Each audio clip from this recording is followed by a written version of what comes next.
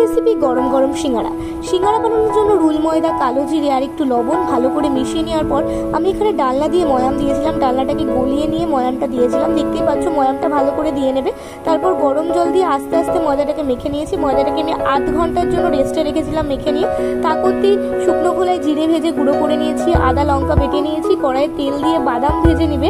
তারপর কড়াইয়ে ওই তেলেই 5 ফোড়ন, শুকনো লঙ্কা, কাসুরি মেথি, আদা লঙ্কা বাটা, ধনে গুঁড়ো, লঙ্কা গুঁড়ো, হলুদ গুঁড়ো আর আমি এখানে ইউজ করেছিলাম টমেটো আর একটু স্বাদ মতন মিষ্টি, লবণ সমস্ত কিছু দিয়ে মশলাটাকে ভালো করে কষিয়ে নিয়ে সেদ্ধ করে রাখা আলু, ভেজে রাখা বাদাম আর জিরে গুঁড়োটা মানে ভাজা যে জিরে গুঁড়োটা ইউজ করে আমাদের সিঙ্গারার আলুর পুরটা রেডি করে নিয়েছিলাম।